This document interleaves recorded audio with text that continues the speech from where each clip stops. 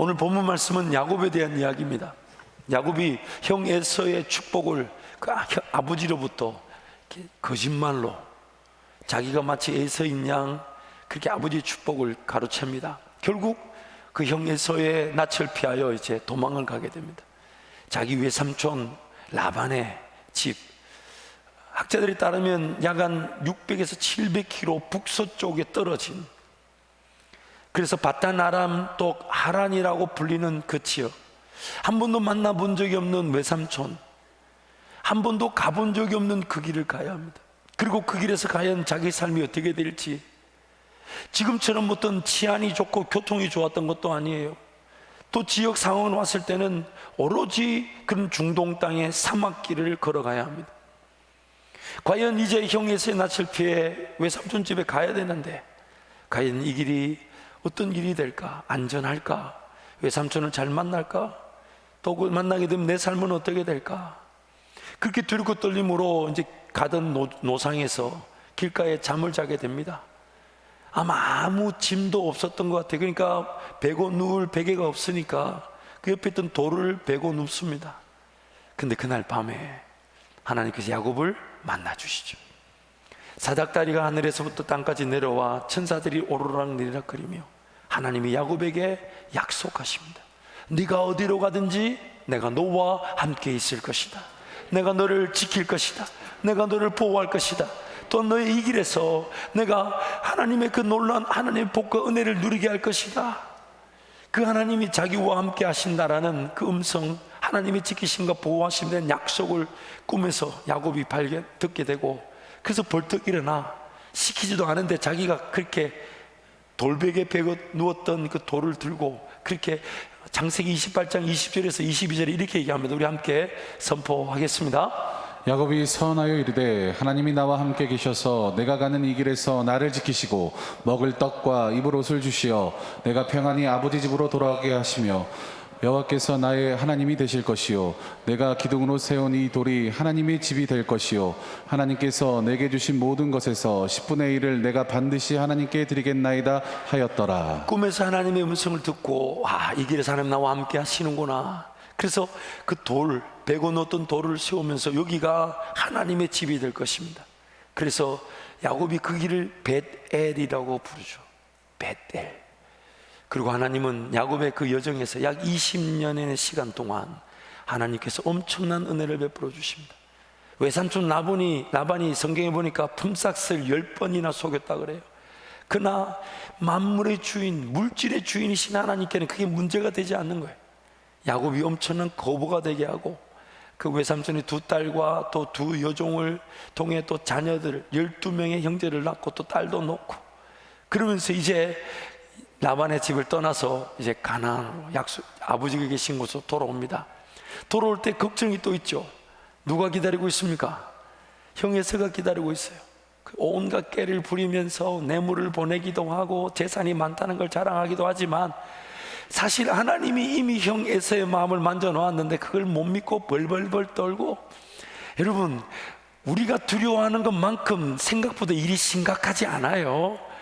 또한 우리가 염려하는 대로 하나님 내버려 두지 않으십니다.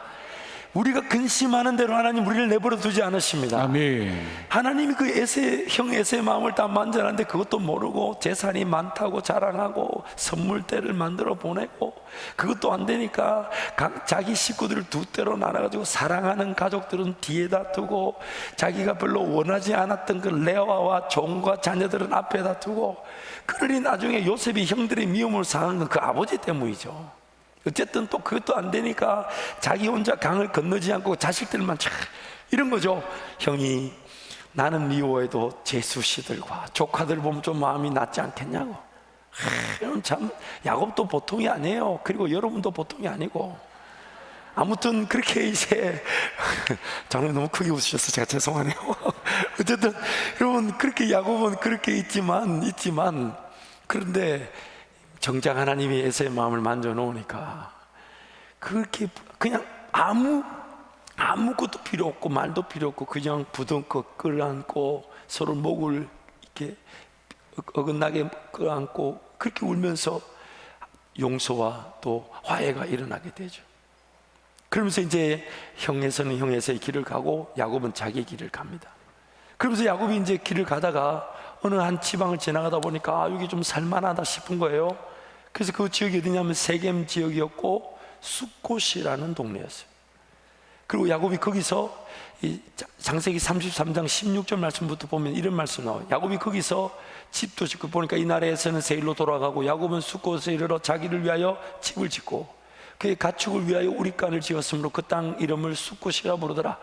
야곱이 바다만에서부터 평안히 가나안 땅 세긴 서금에 이르러 그 서금에 장막을 치고 그 장막을 친밭을 세겜의 아버지 하몰의 아들들의 손에서 베크시타에 샀으며 그게 제단을 쌓고 그 이름을 엘렐로헤이 해 이스라엘이라 불렀더라. 아마 거기에 머물려고 했던 것 같습니다. 근데 야곱이 잊고 있었던 게 있죠.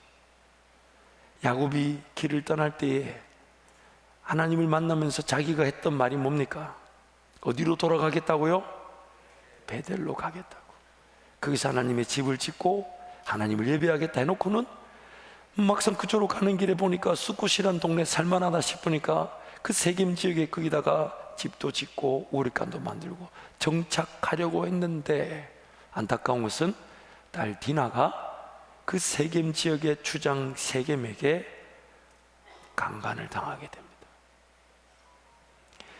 오늘 우리는 예배하기 위해 지음을 받았고 하나님을 예배하기 위해 구원을 받았고요, 또한 예배하기 위해 땅의 삶을 사는데 하나님을 예배하지 않는 삶은 어떤 일을 어떻게 당할지 모릅니다. 인생을 여러분 살아보시니까 내 삶을 좀 돕고 내 삶을 더 풍성하게 하는 변수가 많은 것 같습니까? 무너뜨리고 힘들게 하는 변수가 많은 것 같습니까? 미래에 대한 생각이 항상 긍정적이지 않았던 것은 부정적인 변수가 내 삶에 반드시 있다는 걸 나부터 알기 때문에, 그래서 미래에 대한 염려, 근심, 걱정, 두려움으로 오늘을 허비했던 것이 우리의 위기 아니었습니까? 하나님을 예배하기 위해 사는 것, 그거는 단순히 내가 뭔가 삶을 잘 된 다음에 예배하는 게 아니에요. 예배하는 것이 삶의 목적이기 때문에 예배하면 하나님이 생명을 부여해 주시고 필요한 모든 것을 해결해 주시는 겁니다. 아멘. 그래서 예배할 수 있도록 세상을 지으셨던 거예요. 심지어 저와 여러분이 지음을 받을 때도 하나님 홀로 다 6일 동안 창조하시고, 창조의 목적이 뭐였냐면 우리가 예배할 수 있는 환경을 하나님 만들어 놓으신 거죠. 예배를 떠나서는 사람의 삶은 안전할 수가 없습니다. 예배할 때만이 하나님을 느끼게 되고요, 예배를 통해 하나님을 만나게 되고요, 예배를 통해 만난 그 하나님을 의지하며 살아가는 게 우리의 삶이며 안전할 뿐만 아니라 더 풍성한 은혜의 길을 걷게 됩니다. 기어이 그 숫곳에서 딸 디나가 강간을 당하게 되니까 야곱의 온 형제들, 자녀들이 이 분과 화를 사귀지 못합니다. 근데 이 세겜이 정말 그 야곱의 딸을 사랑했던 모양이에요. 그러니까 딸하고 결혼하고 싶다고 계속 다가옵니다. 그러니까 야곱의 그 아들들 중에 여동생 디나의 직접적인 오빠가 되는 그 시므온과 레이가 세겜이 진짜 좋아하는 걸 알고 꾀를 부리죠.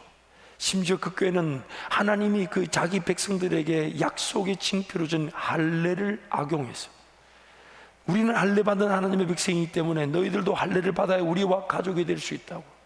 그러나 그들의 속셈은 그 할례를 기회로 그들을 멸망시키려는 것이었어요. 기회의 세겜이 그 말을 그대로 받아들여서 세겜의 모든 남자들이 할례를 받은 그날에 시므온과 레가 들어가 세겜의 모든 남자들을 다 진멸시켜버립니다. 야곱이 그 소식을 듣는 순간 아차 싶은 거예요. 엄청난 위기가 닥쳤다. 그래서 창세기 34장 30절 말씀에 이렇게 야곱이 고백합니다. 우리 함께 선포하겠습니다. 야곱이 시므온과 르에게 이르되 너희가 내게 화를 끼쳐 나로 하여금 이 땅의 주민 곧 가나안 족속과 브리스 족속에게 악취를 내게 하였도다. 나는 수가 적은즉 그들이 모여 나를 치고 나를 죽이리니 그러면 나와 내 집이 멸망하리라. 그 동네 사람들이 지금 야곱을 모르지 않아요. 외부에서 온 한 가정이 엄청난 재산을 가지고 와서 집을 짓고 우리를 만들고 엄청난 가축대를 몰고 온 거를 다 보고 있죠. 예의주시하고 있죠.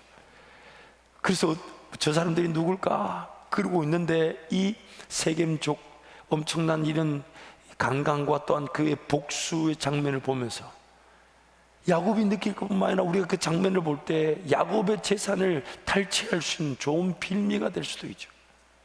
야곱이 실제적으로 두려움을 느낀 거예요. 우리는 한 가정밖에 안 되는데 이 7 족속이 이제 우리를 세겜족 사건을 빌미로 우리를 친다면 우리는 꼼짝없이 망하게 되었다. 그 두려움에 쌓여 있을 때, 그때 하나님이 창세기 35장 오늘 본문 말씀 1절에 5절에 찾아오셔서 말씀해 주신 겁니다. 우리 본문 말씀 35장 1절 5절 말씀 한 번 더 선포하도록 하겠습니다. 하나님이 야곱에게 이르시되 일어나 베델로 올라가서 거기 거주하며 내가 내 형 에서의 낯을 피하여 도망하던 때에 내게 나타났던 하나님께 거기서 제단을 쌓아라 하신지라. 야곱이 이에 자기 집안 사람과 자기와 함께한 모든 자에게 이르되 너희 중에 있는 이방 신상들을 버리고 자신을 정결하게 하고 너희들의 의복을 바꾸어 입으라. 우리가 일어나 베델로 올라가자. 내 환난 날에 내게 응답하시며 내가 가는 길에서 나와 함께하신 하나님께 내가 거기서 제단을 쌓으려 하노라 하매 그들이 자기 손에 있는 모든 이방 신상들과 자기 귀에 있는 귀고리들을 야곱에게 주는지라. 야곱이 그것을 세겜 근처 상수리 나무 아래에 묻고 그들이 떠났으나 하나님이 그 사면 고울들로 크게 두려워하게 하셨으므로 야곱의 아들들을 추격하는 자가 없었더라. 아멘. 야곱의 가족이 얼마나 많은 무기가 있는지 군인이 있는지 이런 게 별로 중요하지 않아요. 무기 하나 없어도 괜찮아요. 군인이 한 명 없어도 괜찮아요. 하나님이 하신 방법이 뭡니까?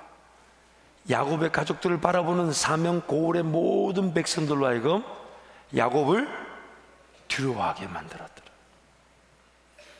동균 형제가 지원하도록 다른 사람들이 클릭만 하고 아무도 지원하지 못하게 만들었더라. 하나님이 하신다 하면 그 모든 전쟁의 방법과 방식은 헤아릴 수가 없습니다. 하나님이 자기 백성들을 위하신다. 성경이 이렇게 말합니다. 하나님께서 자기 아들을 아끼지 아니하시고 내어주셨는데 더 아끼실 게 뭐가 있냐? 지하실 모든 방법들을 다 지하신 것입니다. 그리고 그분께는, 하나님께는 우리가 상상할 수 없는, 한계가 없는 전쟁의 능력과 방식과 방법이 있다는 것입니다. 아멘. 그래서 야곱에게 상기시켜 주는 거죠. 나는 지금, 야곱아, 나는 지금 너와 약속했던 베델에 기다리고 있다. 여러분, 인생이 힘들고 어려울 때 잊지 마십시오. 하나님이 여러분을 기다리고 계신 것입니다. 아멘. 하나님 여러분을 부르고 계신 것입니다. 아멘. 예배하도록 지음을 받은 저와 여러분을 예배자의 자리에서, 예배하는 곳에서 하나님 기다리고 계신 것입니다. 아멘. 그리고 여러분이 그 예배자의 자리로, 예배의 자리로 나아가는 순간 하나님께서 친히 여러분의 싸워야 될 싸움을 싸우도록 치르게 하실 것입니다. 아멘. 반드시 이기게 하실 것입니다. 아멘. 정리해야 될 건 정리되게 하실 아멘. 것입니다. 해결이 필요한 건 해결되게 하실 것입니다. 아멘. 하나님께서 예배자의 자리에서 야곱을 기다리듯이 저와 여러분을 예배자의 자리에서 기다리고 계시며 아멘. 거기서 함께 예배하기를 원하시는 거죠. 아멘. 그 야곱의 길을 하나님이 지키셨듯이 여러분이 예배자의 자리로 달려나가기만 하면 하나님의 은혜를 누릴 뿐만 아니라 여러분의 삶의 모든 것들이 하나님 은혜로 정리되어질 것입니다. 아멘. 예배하기 위한 삶으로 정리되게 하실 것입니다. 아멘. 예배하기 위한 직장으로 정리되게 하실 것입니다. 아멘. 예배하기 위한 사업으로 정리되게 하실 것입니다. 아멘. 하나님이 지켜주실 것입니다. 아멘. 그래서 이 구약의 모든 내용 중에 핵심이 뭐냐면요, 한번 따라할까요? 전쟁은 하나님께 속하였습니다. 전쟁은 하나님께 속하였다는 것. 역대하 20장 15절 말씀 우리 함께 선포하겠습니다. 하야시엘이 이르되 온 유다와 예루살렘 주민과 여호사밧 왕이여 들을지어다. 여호와께서 이같이 너에게 말씀하시기를 너희는 이 큰 무리로 말미암아 두려워하거나 놀라지 말라. 이 전쟁은 너에게 속한 것이 아니요 하나님께 속한 것이니라. 아멘. 아멘. 아멘. 여러분, 이 상황도 간략하게 말씀을 드린, 저는 이 역대하 20장 본문을 매우 좋아합니다. 참고로 구약 성경에 전쟁이 하나님께 속했다라는 이 문장이 등장하는 본문은 2군데밖에 없습니다. 역대하 20장 15절과 사무엘상 17장 47절부터 49절 말씀 보면 다윗이 골리앗을 대할 때 골리앗 앞으로 달려가면서 하는 말이 너는 칼과 단창으로 내게 나오지만 나는 만군의 여호와 이름으로 내게 나아간다. 왜냐하면 전쟁은 하나님께 속하였기 때문에. 아멘. 그래서 이 역대하 20장의 본문에도 마찬가지예요. 남유다 여호사밧 왕 때에 동쪽에 있는 그 모든 나라 모압과 암몬과 마온 즉 세일산 에서의 자손들이 연합해서 이 남유다를 치러 옵니다. 엄청난 그런 군대를 끌고 옵니다. 이 남유다 여호사밧 왕이 위기를 느끼고 백성들을 불러 모으고 온 예루살렘에서 금식하며 기도하면서 여호사밧이 백성을 대표하여 이렇게 기도합니다. 하나님, 저 큰 무리를 대적할 능력이 우리에게는 없습니다. 오직 주만 바라보나이다. 아멘. 오직 주만 바라보나이다. 아멘. 그래서 그때 하나님이 레위 사람 야세를 통해 이렇게 얘기합니다. 너희는 그들을 위하여 두려워하지 마라. 전쟁은 하나님께 속하였다. 아멘. 전쟁은 하나님께 속하였다. 아멘. 그래서 하나님이 이루신 일이 뭐였습니까? 여호사밧 왕과 백성들이 한 일이라고는 이거밖에 없었어요. 레위 사람들, 특히 노래하는 자들을 앞에 세우고 그들을 예복을 입히고 전쟁의 제일 앞에 특수부대가 아니라 하나님을 예배하는 자들을 제일 앞에다 세웠습니다. 그러면서 여호와를 신뢰하라. 여호와 하나님의 인자심을 찬양할지어다. 아멘. 그렇게 외치며 갔을 때 하나님이 복병을 두어서 세 개의 그런 민족이 연합한 연합군을 자기네들끼리 치고받고 싸우게 하셔서 성경이 이렇게 표현합니다.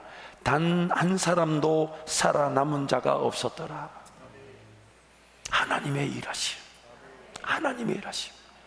여러분, 창조주가 되신 하나님이 자기가 지으신 피조 세계 피조물과 다투실 분이 아니에요. 다투실 이유가 없어요. 하나님 지으신 세상이고 지은 존재들이 죄로 말미암아 하나님과 관계없는 상태에 있다 보니까 그들을 내버려 두실 수 없어서 세상을 짓기도 전에 선택한 저와 여러분, 자기 백성들을 찾아오시기 위해 그 백성들이 치루어야 하는 전쟁을 대신 치루어 주시는. 왜냐하면 우리는 그 전쟁을 치룰 능력이 없기 때문에. 죄의 지배를 당하고 있어요. 죄인으로 살면서 하나님을 하나님답게 인식조차 못하고 살았습니다. 자연 만물 창조 세계를 보면서도 하나님을 구하고 찾으려고도 하지 않았었어요. 죄 가운데 갇혀 있었단 말이에요. 근데 하나님이 그 죄를 처리해 주시기 위해 그 죄인들인 저와 여러분이 치루어야 되지만 우리 능력으로 치를 수 없는 전쟁을 대신 치루어 주셨어요. 우리를 구원하시면서 세상 모든 만물 피조 세계에 진정한 하나님의 능력이 무엇인지를 보이시고, 또한 자기 백성들을 위한 전쟁인데도 그 백성들이 하나님을 모르고 하나님을 제대로 경험해보지 못해 그 전쟁을 대신 치루어 주시는 것으로 그들에게 하나님이 누구신지를 보여주셨다는 겁니다. 아멘. 그리고 무엇보다도 하나님을 의지하지 않은 채 의지했던 그 모든 우상들을 하나님이 철저하게 파하십니다. 온 세상 만물로 하여금 이 세상의 주인이 하나님 되심과 자기 백성들임에도 불구하고 하나님을 하나님답게 경험해보지도 알지 못하는 그들에게 능력과 권세로 전쟁이 그들이 하나님을 아는 계기가 되게 하시고, 하나님을 의지하지 않고도 의지했던 모든 우상들을 하나님이 무너뜨리시더라. 아멘. 그래서 여러분, 이스라엘 백성들이 450에서 500년 동안 그 애굽에 종살이하고 노예살이하며 갇혀있던 그들을 건져내실 때에 하나님이 그 능력과 권세를 나타내시면서 그 10가지 재앙을 통해 그 애굽의 모든 신들을 다 무너뜨리셨던 거예요. 학자들에 따르면요, 10가지 재앙이 모든 신들과 결부되어 있답니다. 그래서 한번 보아주시면 첫 번째 피재앙을 보시면요, 피재앙은 나일강이 피가 되었으니까 나일강의 신 하피 크눔, 개구리 재앙은 개구리 모양의 신 헥트, 또 이 재앙은 땅의 신 게브, 바리 재앙은 풍뎅이 모습의 신 케프리, 악질 그 가축들이 돌림병이 생겼는데 그 가축을 보호하는 소의 신 하토르 아피스, 독종 피부 전염병 재앙은 질병 치료의 신 이모텍, 우박 재앙은 하늘 여신 누트, 곡식 보호신 세트, 메뚜기 재앙은 메뚜기 떼로부터 보호해주는 세라피아라는 신, 흑암 재앙은 태양의 신 레, 아톤, 아툼, 호루스. 아유, 신들도 얼마나 많은지 몰라. 그리고 장자의 죽음 재앙은 생명과 죽음의 신 오시리스. 하나님이 그 10가지 재앙을 통해 그들이 신이라고 여겼던 우상, 그들이 의지했던 걸 완전히 무너뜨리시고, 또한 그 자기 백성들에게는 그들을 구원하시고 그들을 위해 전쟁을 치러주시는 하나님이 어떤 분이신지를 소개해 주시고, 세상 모든 만물로 하여금 이 땅의 진정한 주인이 누구신지를 밝히 보여주시더라는 것입니다. 아멘. 그래서 하나님은 그것을 통해 하나님의 백성들이 우리가 직면한 영적 전쟁 상황을 이해하게 하시고, 또한 전쟁을 통해 나타난 하나님의 능력과 권세를 보면서 그 하나님의 전쟁의 능력 경험을 이해하게 되면서 우리가, 저와 여러분이 하나님의 전쟁의 진정한 용사로 세워져 가더라는 겁니다. 아멘. 세워져 가. 무엇을 대적해야 될지, 무엇에 맞서야 될지, 예수 이름의 권세로 명령하고 선포하며 무엇을 거절하며 무엇을 몰아내야 될지, 그리고 그것이 우리의 힘으로 되는 것이 아니라 오직 여호와의 신 성령으로만 가능한 것인, 아멘. 성령 하나님을 의지하여 그 전쟁을 치르는 진정한 용사로 세워지게 하더라. 아멘. 세상 가운데 그저 세상살이에 먹고 마시고 입는 문제 벌벌 떨며 살던 노예 생활했던 죄의 종이었고 죄의 지배 아래 갇혔던 인생으로 하여금 하나님을 따르며 성령의 능력으로 하나님의 그 나라와 하나님의 백성들을 회복시키는 일에 사용되는 전쟁의 용사들로 세워지게 되는. 그래서 에베소서 말씀에 우리로 하여금 뭐라고 해요? 하나님의 전신갑주를 취하라. 하나님의 전신갑주를 취하라. 그렇게 말씀하신 거예요.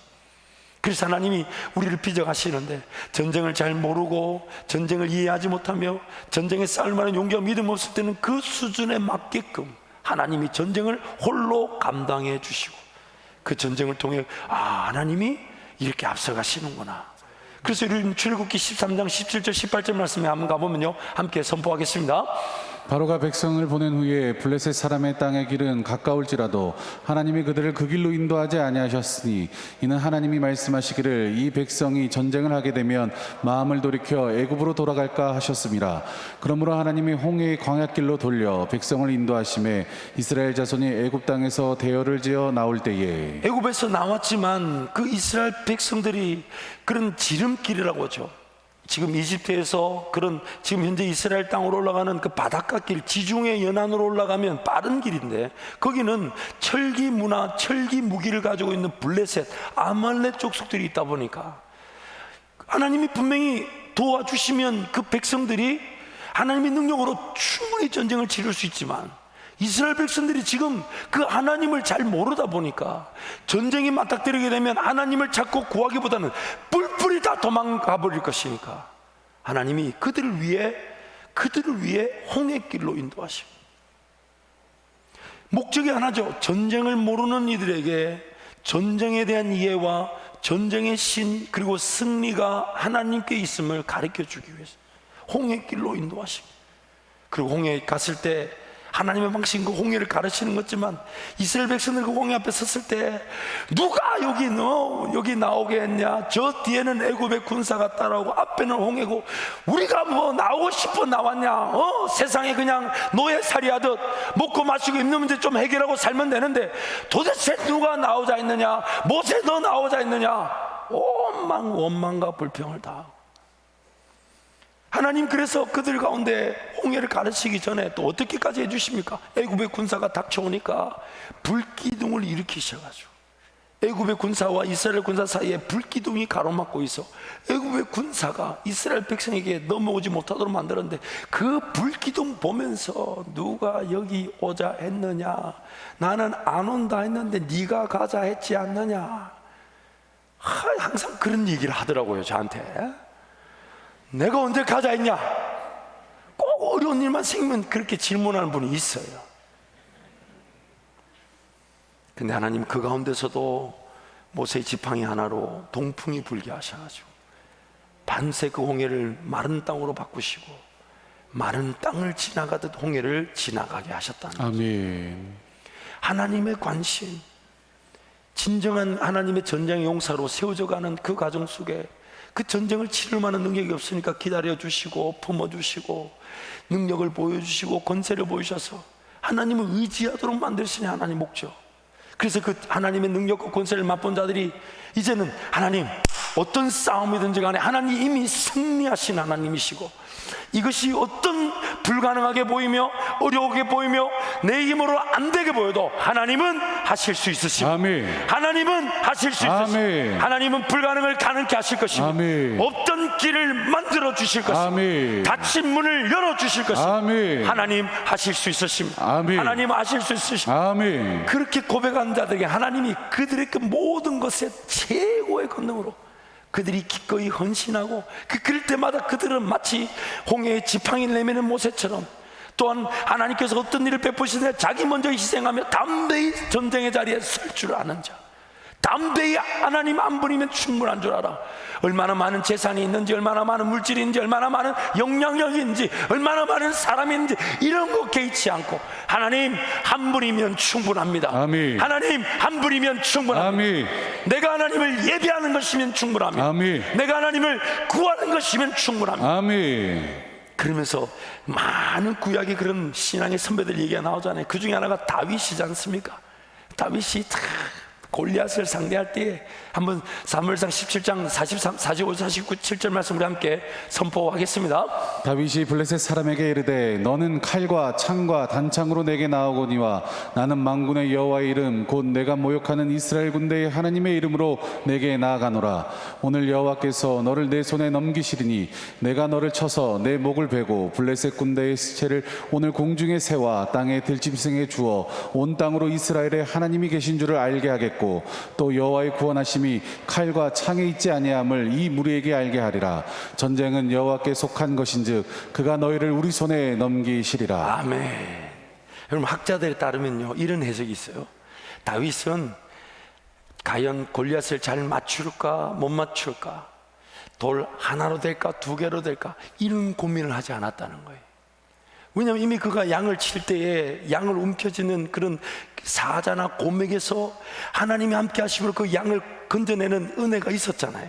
그러니까 다윗의 믿음은 뭐냐면, 나는 던지기만 하면 맞추게 하시는 분은 누굴까요? 여러분 생각해 보세요. 골리앗이 2m, 3m 가까운 키라고 하는데 얼마나 쉬워요. 아무 데나 던져도 다 맞아. 그러지 않아요? 여러분, 대적이 큰 게 중요한 게 아니에요. 문제가 어려운 게 중요한 게 아니에요. 얼마나 내가 심각한 상황에 처해 있는가, 그거 별로 중요하지 않아요. 하나님이 지으신 세상에서 하나님의 손을 벗어날 일은 아무것도 없기 때문에 오늘 우리에게 중요한 것은 하나님 나와 함께 하심이면 충분합니다. 아멘. 하나님 나와 함께 하시면 충분합니다. 아멘. 그래서 하나님은 지금 예배자의 자리에서 우리를 기다리시는 겁니다. 아멘. 왜요? 예배하는 자들에게 하나님이 함께 하심이 믿어지게 될 것이고, 아멘. 예배하는 그 백성들에게 하나님의 인재가 임하게 될 것이고, 아멘. 예배하는 그들이 하나님 그분을 의지하여 삶을 살아갈 힘을 얻기 때문에, 아멘. 그래서 지금 하나님은 야곱이 예배의 자리에 올 수 있도록, 그리고 그가 놓쳤던 길이었고 그가 하나님과 약속해놓고 가지 않았던 길임에도, 기회의 그로 인하여 문제를 당한, 어려움을 당한 인생임에도 불구하고 다시 그 베델로 올라가겠다고 했을 때 하나님이 베델로 올라가는 야곱의 발걸음을 지켜주시고, 아멘. 모든 민족으로 하여금 두려움의 영을 쫙 부리셔서 그 누구도 야곱을 덤벼들지 못하게 하는 아멘. 하나님 은혜를 허락하셨던 것입니다. 아멘. 사랑하는 성도 여러분, 오늘 우리 삶의 최고의 관건은 하나님 나와 함께 하심. 아멘. 이것이 믿어지고, 이것이 기억되어지고, 이것이 삶의 중심이 되면 하나님은 그것이면 충분한 것입니다. 아멘. 그것이 너무 안타까운 것은 내 삶의 자리에서 당연히 믿어져야 될 하나님의 그 임재, 임마누엘의 하나님이 안 믿어지더라는 거예요. 당연히 나와 함께 하시는데 정작 문제가 생기고 어려움이 생기면 하나님도 이 문제를 보고 계셔, 하나님이 도우실 거야 라고 말하기보다는 안 될 것처럼, 어려울 것처럼 염려하고 근심하고 걱정하고 두려워하는 우리의 영적 형편, 우리의 영적 형편. 여러분, 인생은 천국 가는 그날까지 끝났다, 어렵다, 불가능하다 말할 수가 없습니다. 왜냐하면 하나님이 살아계시기 때문에. 아멘. 끝난 것처럼 보이도 끝난 게 아니에요. 아멘. 하나님이 일하시면 그 누구도 막을 자가 없습니다. 아멘. 그 누구도 방해할 자가 없습니다. 아멘. 하나님이 도와주실 것입니다. 아멘. 동훈 형제 간증을 제가 접하면서 사실 그 전에 엄청난 스토리들이 많았어요. 사실 아까도 이 간증을 들으셨지만 1월 초에 그 인턴을 하고 또 인턴으로 사실 동기능제가 인정을 많이 받았더라고요. 그래서 그 연구원 그 교수님이 고용의 기회가 되면 정시 고용에 꼭 동기능제를 좀 더 우대해주고 쓰고 싶다라고 약속까지 해줬다. 그리고 10억짜리 그 사업도 땄잖아요. 근데 그 연구원 교수님이 다른 대학교 교수로 가시는 바람에 그 분야에서 그 업무를 아는 사람은 인턴 사원인 동기능제밖에 없었대요. 그러니까 오히려 그 위에 그 직위에 계신 분들이 동기능제한테 꼭 있어 달라고 부탁까지 하더랍니다. 그런데 그게 막판에 뒤집어진 거예요. 그분이 그렇게 말해놓고 안 썼다는, 다른 사람을 썼다는 거예요. 그래가지고 예배당에 와서 그냥 하나님만 쳐다봤다잖아요. 제가요 그 인턴으로 인정받고 이제 나중에 정식 고용이 채용이 되면 이제 그 채용 시간에 채용이 될 걸 약속을 받았다길래, 그때가 이제 인생 100일기도 2월 달인가 3월 달인가 막 시작 초기였어요. 그래서 그 얘기를 듣고 제가 저도 모르게 뭐라고 얘기했냐면, 돼야 된 거야. 하나님이 하셔야 되는 거야. 금식하며 기도해. 저도 모르게, 물론 제가 그렇게 말해서 일이 틀어진 건 아니에요. 아니 그렇잖아요 여러분. 제가 말이 틀어진 건 아니에요. 제가 그렇게 말했는데 아니라 하니까 그 일이 틀어졌어요. 그렇지만 하나님의 계획은 우리가 생각하는 것보다 마치 하늘이 땅보다 높은 같이 하나님의 계획과 뜻은 훨씬 더 높은 데 있었습니다. 아멘. 여러분, 세종에 있는 그런 국책연구원, 이런 연구원 직장이 쉽게 들어가는 곳입니까? 이미 들어간 우리 형제 이렇게 제가 그 수입이나 그걸 보면 아는데 쉬운 직장이에요. 근데 하나님이 지원자들을 다 차단시키시고, 여러분 저는 믿습니다. 제가 하나님을 만나고 나니까 어떤 배짱이 생기냐면, 사람들이 저를 볼 때 좋아할 수밖에 없다. 여러분 그 웃음의 의미는 뭔지 모르겠어요. 근데 알고 보니까 저희 어머니가 40년 동안 그렇게 기도하셨어요. 하나님, 우리 아들들이 누구 앞에 서든지 간에 수치와 부끄러움과 거절을 당하지 않게 해주십시오. 물론 그 기도가 제게 응답되어져서 저는요 뭐 필기시험 이런 것도 사실 크게 걱정하지 않았어요. 하나님이 지혜를 주시면 될 것이고, 또한 면접으로 결정된다 그러면요 저는 이렇게 생각했어요. 경쟁률이 높으면 높을수록 나를 세우시는 하나님의 들러리들이다. 저는 항상 그렇게 생각해요. 왜냐하면 나를 위한 자리에 사람들이 모여든 것이지, 믿음이 없는 자들과 믿음 있는 자들은 아멘의 차이가 있을 줄 압니다. 저는 항상 사람을 만나면 그렇게 다들 저를 좋아하더라고요.